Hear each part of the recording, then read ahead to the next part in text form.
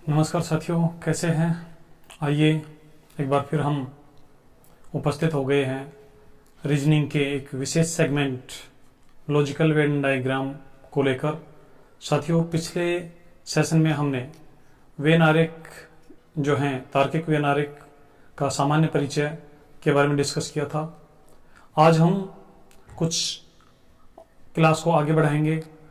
साथियों, क्लास को शुरू करें इससे पहले, सेशन को शुरू करने से पहले एक बार आप वीडियो को शेयर कर दीजिए और चैनल पर नए हैं तो सब्सक्राइब कर लीजिए।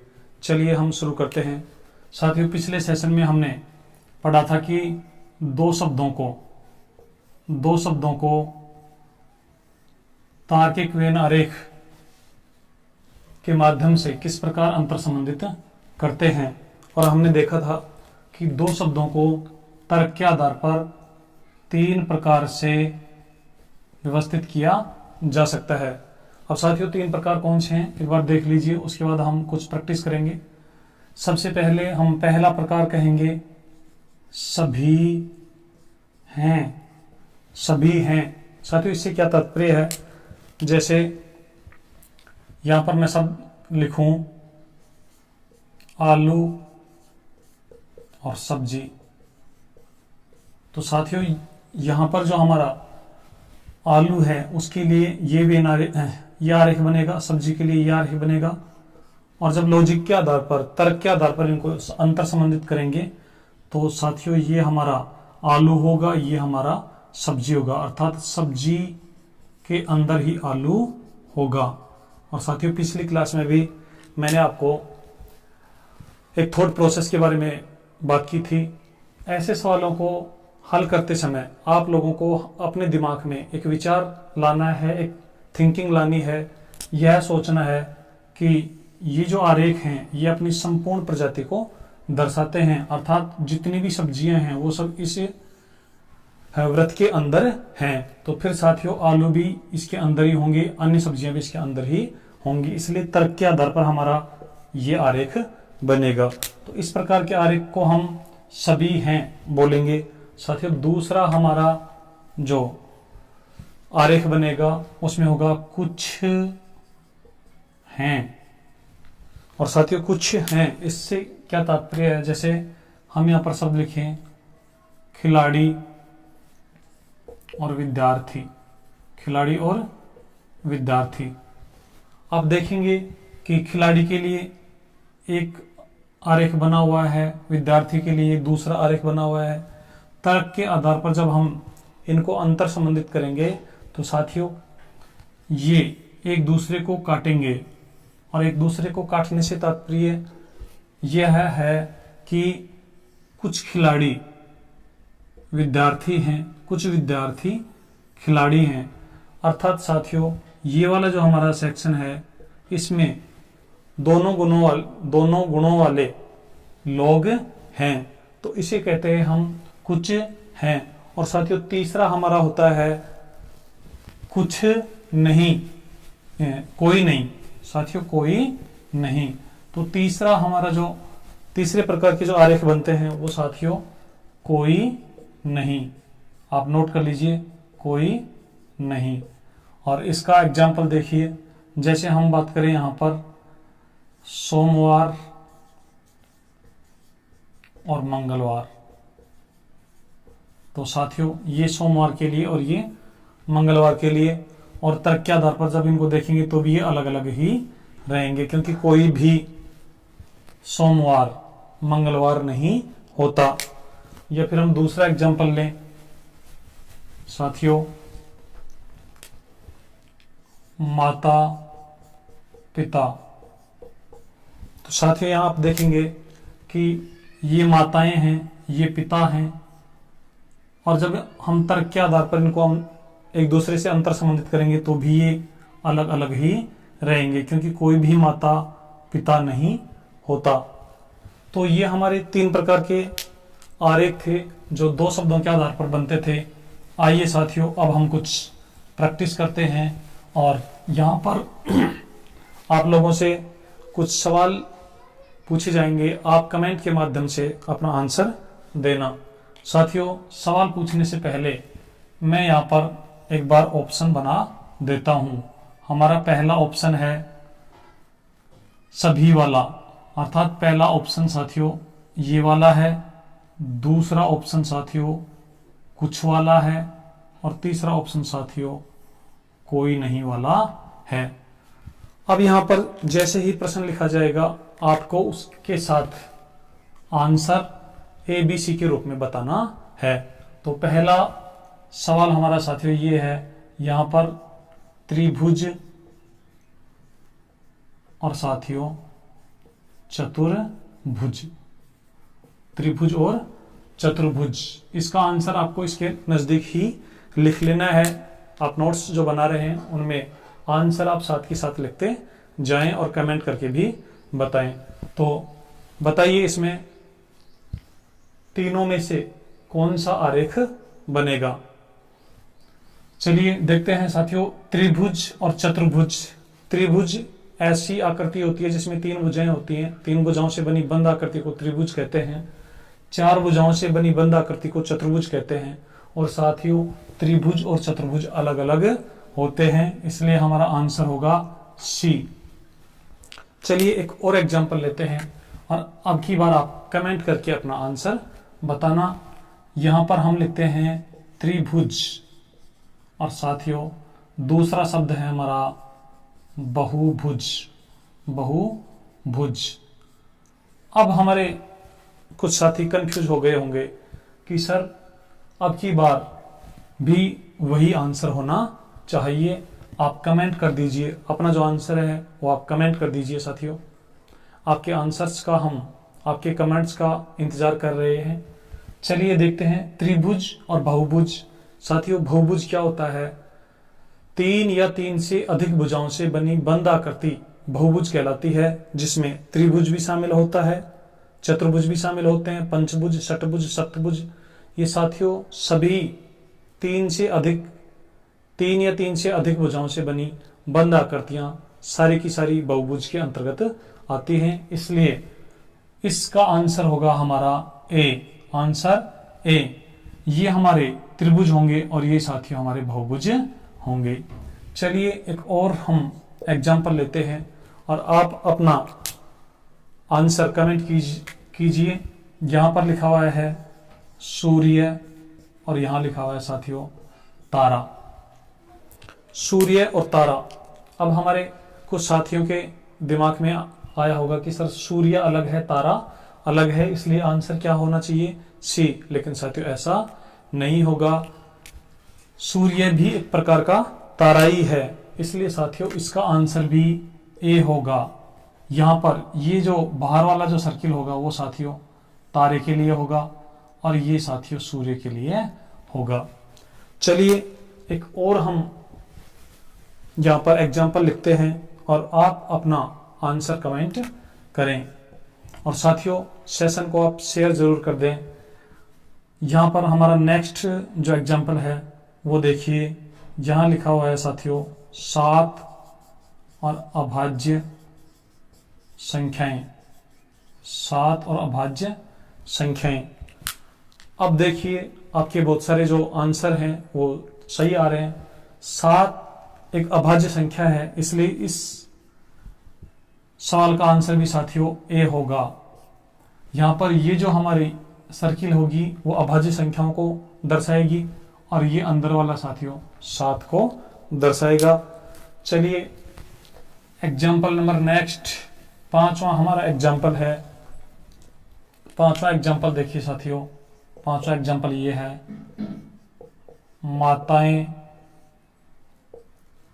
माताएं और साथियों बहन। अब इसमें अब बताना कि कौन सा आंसर होगा, तीनों में से, तीनों विकल्प में से कौन सा आरेख इसका बनेगा। देखिए साथियों इसका जो आंसर होगा, अब हमारे कई साथी सोच रहे होंगे कि सर माताओं के लिए अलग है, बहनों के लिए अलग है, लेकिन साथियों कुछ बहनें भी माताएं होती हैं, कुछ माताएं भी बहनें होती हैं, इसलिए इसका आंसर बनेगा हमारा B, ऑप्शन B इसका राइट आंसर होगा। चलिए नेक्स्ट हम एग्जाम्पल लेते हैं। अगला जो हमारा एग्जाम्पल है साथियों वो आप देखिए, अगला एग्जाम्पल है साथियों आयत और वर्ग। आयत और वर्ग। अब फिर हमारे जो साथी हैं वो सोच रहे होंगे कि सर सी ऑप्शन होना चाहिए, आयत अलग होता है वर्ग अलग होता है। लेकिन साथियों जितने भी वर्ग हैं वो भी आयत होते हैं, इसलिए इसका आंसर ए होगा। साथियों ये हमारे आयत हैं और ये साथियों हमारे वर्ग हैं। चलिए साथियों कुछ और एग्जांपल लेते हैं और हम इस कंसेप्ट को बिल्कुल क्लियर करते हैं। आइए देखते हैं कि किस प्रकार हम दो शब्दों को तर्क के आधार पर व्यवस्थित कर पाते हैं। तो साथियों हम एग्जाम्पल नंबर 7 की ओर चलते हैं और एग्जाम्पल नंबर 7 हमारा ये है अध्यापक और दूसरा शब्द है लेखक। अध्यापक और लेखक। इसका आंसर बताइए क्या होगा, आप कमेंट कर दीजिए। और साथियों यहाँ पर हम देखेंगे कि अध्यापक और लेखक को दर्शाने के लिए हमारा बी ऑप्शन सही होगा। ये वृत्त अध्यापक को दर्शाएगा और ये लेखक को। और साथियों ये जो बीच में जो दोनों के बीच में जो आ रहा है ये ऐसे अध्यापकों को दर्शाएगा जो लेखक भी हैं। तो साथियों कुछ और एग्जांपल लेते हैं और आइए अब की बार आप बताना कि यहाँ पर मैं लिखता हूँ बाघ और साथियों सिंह। बाघ और सिंह। अब साथियों इसके लिए कौन सा होगा, तो इसके लिए साथियों आंसर होगा सी, क्योंकि साथियों बाघ अलग होता है और सिंह अलग होता है।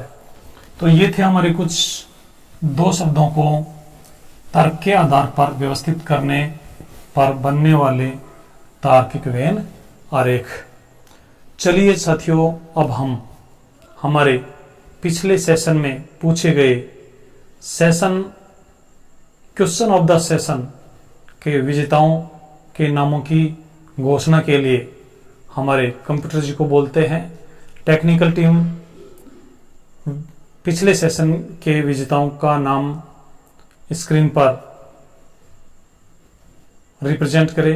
तो साथियों स्क्रीन पर हमारे जो नाम आ रहे हैं उनमें सबसे पहला नाम अशोक कुमार। दूसरे जो हमारे सही आंसर देने वाले हैं मुंशी सिंह। मुंशी सिंह ये नरेट के रहने वाले हैं। और साथियों तीसरा जो आंसर आ रहा है नरेश कुमार सैनी नारायणपुर से। चौथा आंसर कृष्ण कुमार यादव गोवड़ी से। पांचवा आंसर संतोष कुमार प्रजापत। ये हमारे पिछले सवाल का सही आंसर देने वाले युवा साथी हैं। बहुत बहुत बधाई हो आपको और आप ऐसे ही कंटिन्यू सेशंस को देखते रहिए और अपनी जो कन्फ्यूजन है उनको दूर करते रहिए। आइए साथियों कुछ और सवालों के साथ हम सेशन को आगे बढ़ाते हैं। कुछ एग्जाम्पल और लेते हैं और अब की बार ये आपका test of the session. Test of the session कहेंगे साथियों इसको। Test of the session. यहां पर साथियों 5 क्वेश्चन आपको मिलेंगे। ऑप्शन हमारे ये हैं, आपको 5 क्वेश्चंस के आंसर कमेंट करने हैं या व्हाट्सएप करने हैं और विजेताओं के नामों की घोषणा हम अगले सेशन में करेंगे। तो चलिए पहला question, test of the session का पहला क्वेश्चन साथियों हमारे पास ये है